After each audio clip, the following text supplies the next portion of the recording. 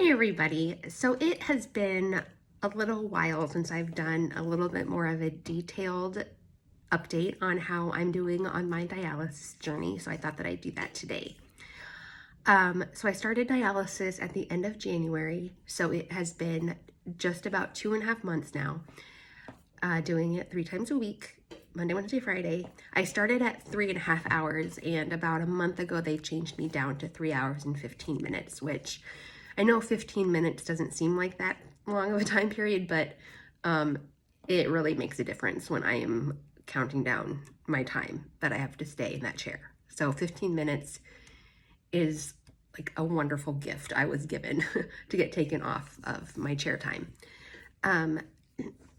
Like they said at the beginning, and still now, they say that I give up my fluid pretty easily, which is a good thing. Sometimes it hasn't happened this week. So Monday, Wednesday, it didn't happen. But more often than not, in this first, time period of my dialysis, towards the end, I'd start to feel really icky. I'd get really, really bad headaches. They weren't migraines. I've had about 2 migraines in my life, and they weren't migraines, but it was a type where you just want to have somebody hammer nails into the side of your forehead to make the pain stop. So those aren't enjoyable. And there are times where I would get very nauseous, and sometimes I would vomit.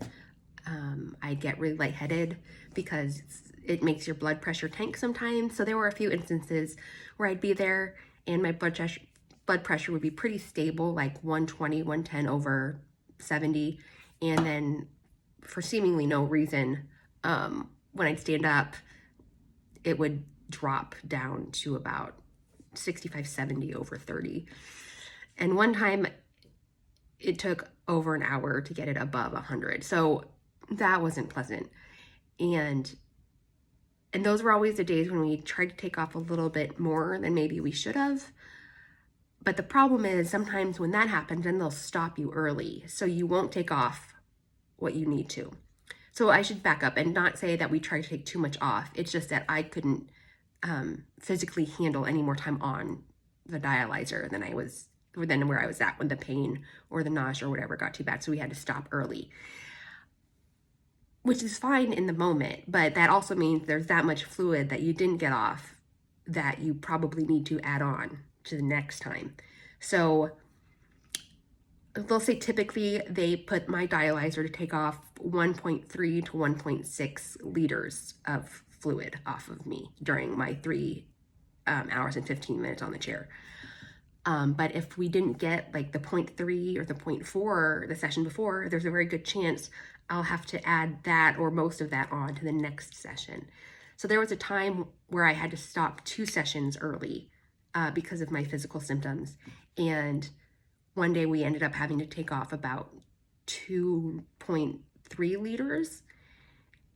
And towards the end of that, it was getting to be kind of hard. But that is when I think I mentioned a week or so ago that we'd figure out like the better profile of my rate to do, which is where instead of doing the same rate the whole time on the chair, we go up and then down and then up and then down. And that has seemed to really help. And we did that the first time when I had to get over 2 liters off, and it helped. Towards the end, pulling over 2 is difficult. So on Monday we actually pulled 2.4 off, and I did fine.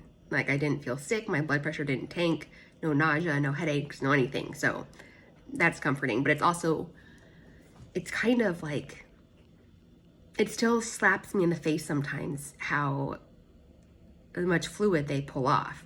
I know people that say they get, 4 or 5 liters taken off of them every time, which is also a lot.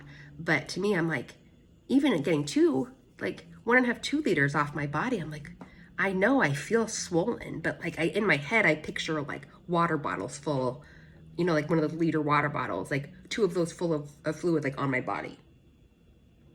And I can't see that. The connection gets broken where I'm like, really? Like before I started dialysis, I definitely would have agreed that I had quite a few liters of fluid on me because I could feel it. I was spongy, and And there's this thing called pitting edema where you go to like your ankles or parts of your body where you feel there's a lot of fluid and you press it. And depending on how long it takes for the indents to come back from sticking your finger on there is like how severe your pitting edema is. And there were times my ankles, it would take over, 8-9 seconds for the skin to restore itself back to being flat. And I don't get that at all anymore. Anything fluid retention wise is better than that. But I really do try to limit my fluids. I've never been a big fluid drinker since I've gotten my transplant. I had to really push myself after my transplant to drink a lot of water, and it's always been difficult. And now when I get paranoid about any fluid in my body, it's a struggle for me just to drink enough water or fluid during the day.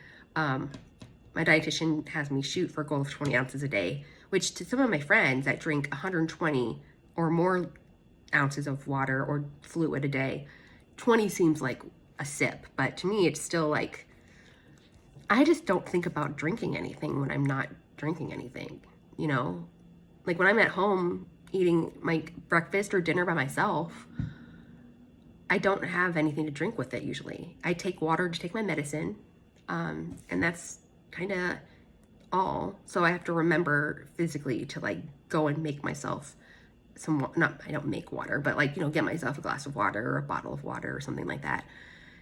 But she said shoot for 20 ounces. So I get the 20 ounces typically. I don't think I really ever go over that. But I'm also never thirsty. So I don't have like the pain of like thirst, like an unquenchable thirst that I know some people on dialysis get. So that part has been going all right. It'll be 2 weeks on Tuesday. Will be 2 weeks since I got my graft placed in my arm. And so quick rundown, when you have dialysis, there are 3 access routes. So you can have a chest catheter, you can have a fistula, or you can have a graft. So a fistula is pretty much like the optimal access route. It is when they attach an artery to a vessel in your arm to make the dialysis process of taking out and bringing back the blood just happen through that access point. A graft is when they can't connect a vessel to the artery in your arm. So they put in a little, I think it's like plastic or a little kind of tunnel thing to connect your vessel to your artery in your arm. And then there's the chest catheter, which is I don't want to say the worst type to have, but it's the type that's most prone to infections. It also is a type where, like when I take a shower, I have to cover it with like this plastic wrap and be sure to not get it submerged or like completely soaking through with water. And it's just a cause of infection. And really, after all this time, it doesn't feel good. Like, it's irritating to my body and to my skin. And it's like laying down sometimes on, like if I'm laying on the floor watching TV or whatever, like it bends weird and it's just not comfortable. It doesn't hurt at all like when they do the dialysis, which is the part I like, but the risk of infection is greater, which we know because when I was in the hospital at the end of February and early March, one of the things that happened was that my chest cath over here got infected, so they had to take it out and put it over here. So the goal has been for me to get either a graft or a fistula since I started. When they did my vein mapping, my veins are just too little for a fistula, so I got a graft. So when I first got the graft, it wasn't really painful of a procedure. They gave me anesthesia, so I was pretty out of it. But immediately after, I looked at my arm and I wanted to cry. It was bad. It looked like I had one Popeye the Sailor muscle, like one big huge lump where my bicep is, with big nasty stitches on it. And by about a week later, the rest of my arm had swollen up. And like my arms are not big. They are not big. So this arm in comparison to this arm, it was just boom, whoa. And it made me very self-conscious. It's been long sleeve weather here in Kansas City, so I never really had to show it, but it made me think like, oh my gosh, the rest of my life, I'm gonna have this huge part of my arm. But by now, it's really, the swelling has gone down. I have my second checkup with my nurse practitioner on Tuesday, and she'll say if it's ready to be used for dialysis yet. And once they can use this for dialysis, then I can get this taken off. So I think they say they want to use the graft 3 times. So on Monday, Wednesday, Friday, or Wednesday, Friday, Monday, whatever. 3 times, and then they'll be confident enough that they can use it permanently, and I can get the chest cath taken out. And that will be a monumentous day. But the swelling has gone down so much in the last, 5 days even, that I'm finally like, it's gonna be okay. The 2 parts always gonna be a bump on my arm just because my arm is small, but it doesn't look that bad. And so I have waited this long to do a video about it because I just wasn't comfortable showing it when it looked so swollen. But I'm gonna show it now. I don't think it looks terribly gross, but if you do have a weak stomach and body things gross you out, like just skip forward a little bit. So it's in my left upper arm because I'm right-handed. And so this is how it looks. So if you can look closely, I'll pick the camera up. There is just a tunnel, like a little tube in my arm. There's a tube in my arm. So, all right, so that is that. And so when I pull it up, you can see it. So that first week after they placed it, it was like a bump. It was a bump. And then it started swelling all the way down here. And when I would hold up my arms like this one was significantly larger. I looked like the Michelin Marshmallow Man in one arm of my body. So this has gotten a lot better. It doesn't really hurt anymore. I can straighten it out now. For a week there, I was walking around like with my arm like this. Like I couldn't straighten it out or else it would hurt. But it's really gotten a lot better. So I'm really thinking that on Tuesday, my nurse practitioner will say we can try it out. And I'm nervous because when you have a fistula or a graft, that is when the tech at the beginning of your dialysis sessions, they need to stick the needle in it to start the dialysis. And needles don't scare me because I was type 1 diabetic for 20 years. So I am not afraid of needles. And my veins, they were too small for fistula, and they also just suck. Like getting IVs in me is terrible. Drawing blood is terrible. My veins are just awful. So I'm used to it. So I'm not scared about that part. I just get worried for how long I might have to do dialysis. Eventually they have to use it too much to where they can't find a free space to go.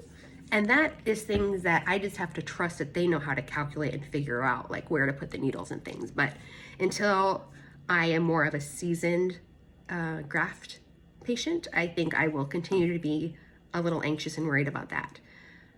But that is that.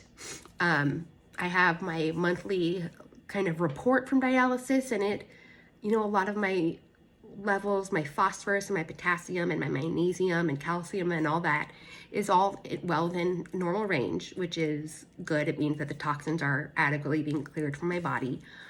They say they average about 1.3 to 1.5 liters they take off of me on a Wednesday or a Friday.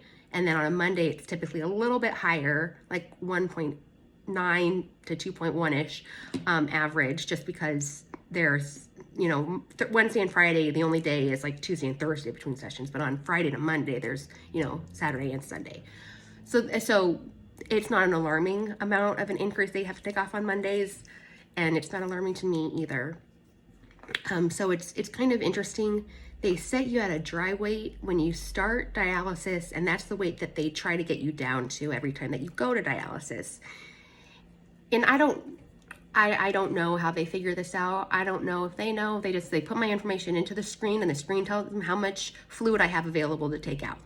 And it's still mind-boggling to me how it figures that out, but it does.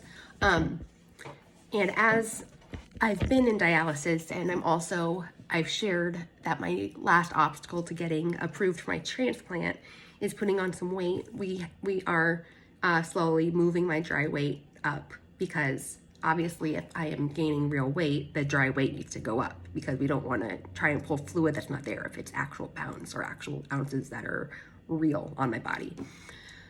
So that's going in the right direction. I don't really have a time frame on when I will get there, but it's just needs to be something steady that I keep working on at home and when I'm eating and everything.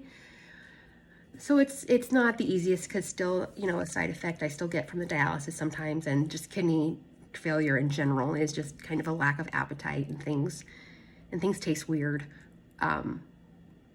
But I'm doing my best, and I'm remaining optimistic that this is going to happen for me, and that while this graft is going to work and we're going to be able to use it, it's not going to be forever, and it's just going to be part of this process, and I'm going to get to my next transplant, and it's going to be good. So anyway, I hope that was a detailed enough description on how dialysis is going right now. And I will have another update probably when they say yay or nay, or when we finally get started on using this graft. So I really appreciate everybody that's watching this, and I hope that you guys enjoy the rest of your day. All right, till next time.